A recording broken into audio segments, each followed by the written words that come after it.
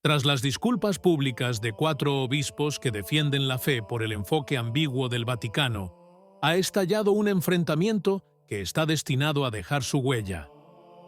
Por un lado, fueron inmediatamente criticados e insultados por la red progresista, pero ellos, hablando con los periodistas, redoblaron la apuesta, denunciando con valentía todo lo que está mal en la Iglesia hoy. Sus palabras han sacudido las conciencias y abierto una brecha que nadie puede ignorar. Nos acercamos a un punto sin retorno, una fractura que podría cambiar el rostro de la Iglesia para siempre. Quédense con nosotros hasta el final. En el corazón de una Iglesia cada vez más dividida, entre la expiación y la complacencia, estalla una controversia que trasciende los límites diocesanos. Tras la Marcha del Arco Iris, celebrada en el Vaticano el 6 de septiembre, 4 obispos alzaron la voz pidiendo públicamente perdón a Dios por lo que llamaron una profanación de lo sagrado. Pero su iniciativa, en lugar de encontrar apoyo entre los pastores, provocó una reacción furiosa por parte de un hermano alemán, el obispo auxiliar Ludger Scheppers de Essen, quien calificó su oración como un signo escandaloso de estrechez de miras eclesiástica.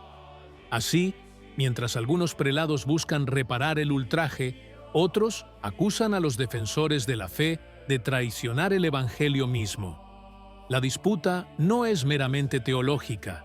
Simboliza una iglesia que, en su afán por complacer al mundo, corre el riesgo de perderse. El 4 de octubre se celebró en Pittsburgh, Pensilvania, la Conferencia de Identidad Católica, una reunión organizada por el periódico tradicionalista The Remnant Newspaper. El ambiente era de grave preocupación y fe ardiente. Los obispos Athanasius Schneider, Marian Eleganti, Robert Mutzaerts y Joseph Strickland hablaron con una sola voz, pidiendo la urgente necesidad de reparación después de lo que llamaron una profanación pública en la Basílica de San Pedro. Ninguno de ellos se anduvo con rodeos. Denunciaron la pérdida del sentido del pecado y la creciente idolatría de nuevos dioses falsos, la opinión pública, la corrección política, la llamada Madre Tierra e incluso el cambio climático, que se han convertido en símbolos de un culto secular que pretende reemplazar a Dios. Monseñor Schneider recordó firmemente que el primer mandamiento no se puede negociar y que un católico no puede inclinarse ante los ídolos modernos para complacer al mundo. Monseñor Eleganti se hizo eco de lo mismo, recordando el principio de la justicia divina. Todo pecado grave exige reparación, porque la misericordia nunca puede separarse de la verdad. Mutzaerts también denunció los torrentes de progresismo que han invadido la Iglesia, dejando a los fieles desorientados y a menudo solos.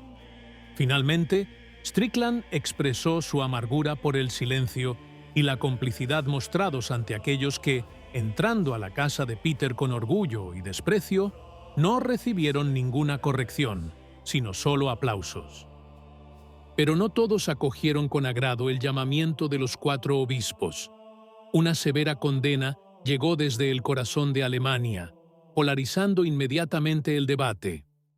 El obispo auxiliar de Essen, Monsen Ludger Scheppers, conocido por sus posiciones progresistas, calificó el acto de reparación como un signo escandaloso de estrechez de miras eclesiástica y un rechazo abierto a quienes desean una iglesia que viva verdaderamente el Evangelio. Entrevistado por la agencia católica KNA, acusó a sus hermanos de haber cometido no un acto de fe, sino un acto de exclusión, contrario a la misericordia de Cristo. Según Scheppers, quienes piden perdón por la mera presencia de personas arcoíris en San Pedro, no muestran misericordia, sino más bien miedo a la diversidad.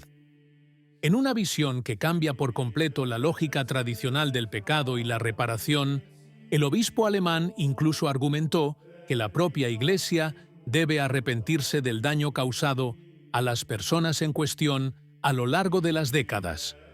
Una afirmación que, en lugar de abrir un diálogo, ha provocado una ruptura aún más profunda sacando a la luz dos visiones opuestas de la fe, una que busca la expiación y otra que exige una aceptación incondicional.